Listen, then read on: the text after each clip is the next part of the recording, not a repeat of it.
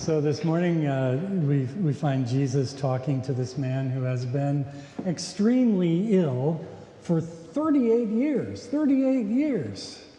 Poor man's been lying on a mat beside the pool of Bethesda, which is this pool near the temple that was said to have healing powers.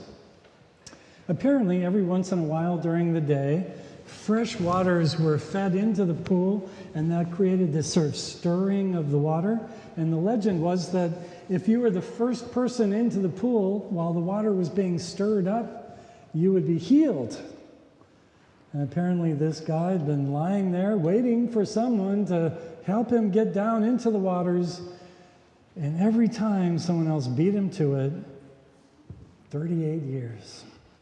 So Jesus comes along and he asks the man a question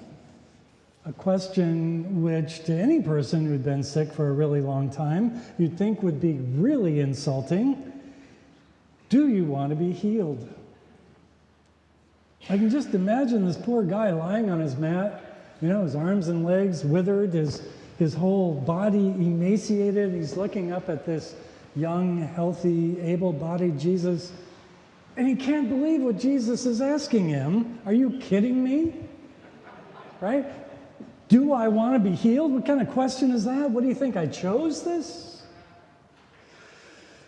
But this is what's interesting. Instead of getting mad at Jesus or answering the simple question with a simple answer, the man starts giving excuses.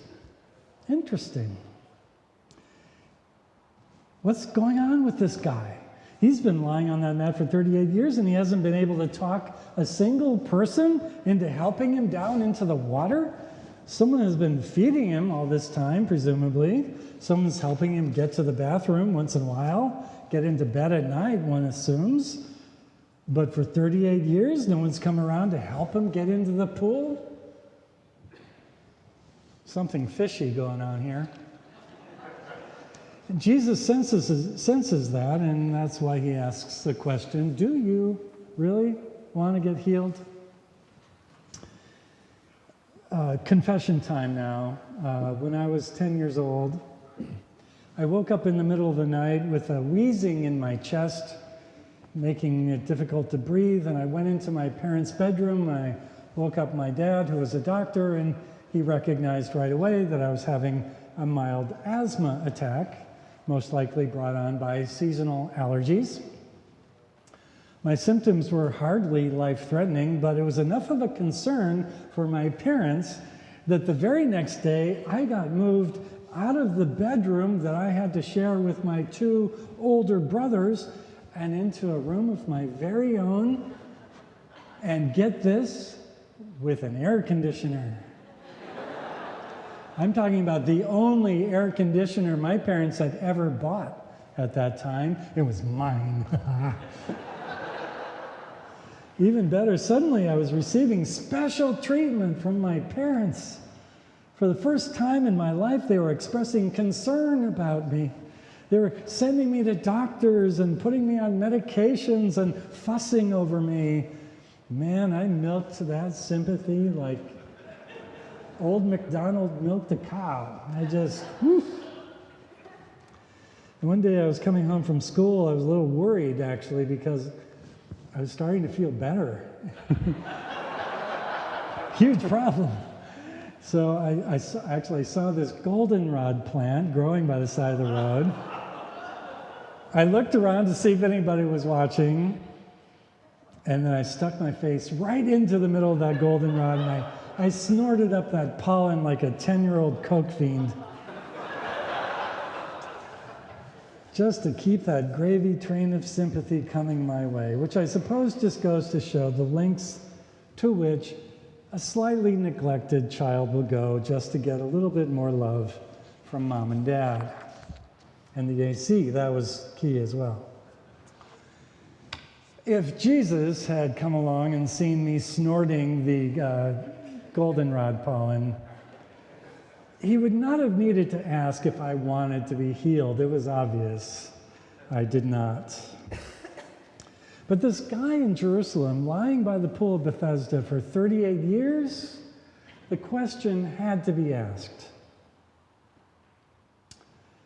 Of course, most of the time when we're sick, we really do want to be healed, of course. We really would find the question that Jesus asks deeply offensive. But on the other hand, we know that, smoking causes lung cancer, and yet we smoke.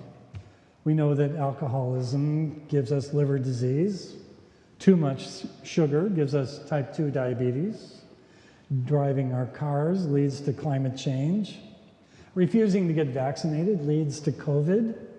And by the way, we have to note this week the horrifying milestone of 1 million Americans dead from COVID. And it has to be mentioned that according to the latest study, counties that voted for Trump have over twice the mortality rate of counties that voted for Biden. In this and in so many other ways, our hospitals are filled with people dying of diseases that are entirely preventable. And yet, for whatever reason, we make bad choices that kill us. Why? Well, that's the question of the ages, isn't it? Whether we're addicted to alcohol or indolence, cheap oil or conspiracy theories, the root cause of what's killing us oftentimes is a disease of the will. Our parents, our spouses, our doctors, our therapists will sit us down, tell us that we're making bad choices, but we know that. Bad choices is just one of those phrases that gets thrown around as if it explains something, and it explains nothing. There's something else going on. St. Paul called it the sin of the flesh. Augustine called it a confusion of loves. Freud called it a subconscious death wish. D.H. Lawrence called it a woundedness of the soul. For 2,000 years, we've been shaming and punishing and preaching at the problem. And in all this time, we've made precious little progress in understanding the root of the disease that's killing us and our planet. Bad choices. That phrase comes up a number of times in a short documentary called Holding Still that a number of us watched last week. The filmmaker went into Folsom Prison in California to interview inmates who have learned to do centering prayer while incarcerated. We watched the documentary as we got ready for a mini retreat that we had yesterday with Susan Turpin and Rita Wyke, two women who go into prisons and teach centering prayer. And the interviews with these incarcerated men are a revelation, just a gorgeous insight into the humanity of people who are actually healing their lifelong compulsions to make bad choices. All of these men talked about the bad choices they made that landed them in prison, but through centering prayer, they've been able to heal the root cause that led to those bad decisions. And with every one of them, it began with trauma.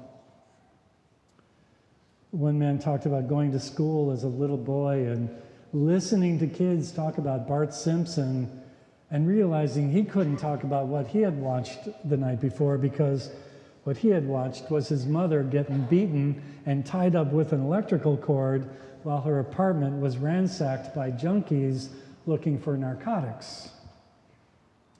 Other men talked about growing up with sexual abuse and withering violence and casual criminality and lethal masculinity, and how it all taught them to react with violence whenever they felt threatened or afraid. But with centering prayer, finally, these men found the means to take a long, loving look at themselves, and in the process, they began to heal. One of the inmates, a young man named Kat, said, "In the past, I was never able to look within myself, never, because I was always afraid of the way I felt when I did that.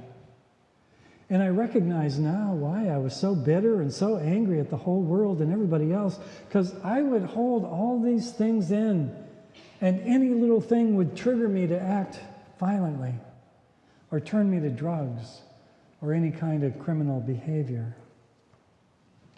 Another man who was not identified made this incredible statement. I had to write it down word for word. He said, there used to be this old ad on TV, and its tagline was, "A mind is a terrible thing to waste." Remember that ad? He said, well, in my case, you could drop the last two words. A mind, for me, was just a terrible thing. It's like one horrible memory after another horrible memory. And then by doing this process of centering prayer, I found that, you know what? Those thoughts aren't me. That's the junk that I picked up over the decades, and I can let that stuff go. I can start putting that stuff into its rightful place. I can start tapping into much more important things like faith, hope, love, joy, courage, wisdom. They're all in there, and it's funny, they all have their own language, and their first language is silence, he said. And that's just the craziest thing that never would have occurred to me prior to tapping into this thing, centering prayer. Another man put it this way: God's language is silence, but it's a silence that says something to you. I love that. At the heart of the matter, these men made bad choices because they were taught to do so over lifetimes of abuse that continues, of course, and is fully sanctioned by the prison system itself. And then someone came along and taught them how to simply sit still in the presence of God. Sitting still for these men is the most difficult thing they've ever had to do. They close their eyes, and at first all they see is their shame and traumatic scenes of violence and failure and rage. But in the process, over time, they learn how to let their traumas dissolve in the light of God's presence. And then one day they close their eyes and they realize it's beautifully quiet in there, quiet as a church. And in that silence that is the presence of God, they hear a voice, maybe the voice of their uncreated souls, maybe the voice of Jesus, that voice that says, "You are not your crimes. You are not your shame. You are my beloved." Maybe one day we will all learn what these men are learning. On that day, it will be as if the Lord Jesus himself has returned. We'll find him sitting with us in our suffering and our shame, our spiritual poverty, our moral illness, our lives full of distraction and excuses. And he will ask us the one question we need to answer. Do you want to be healed?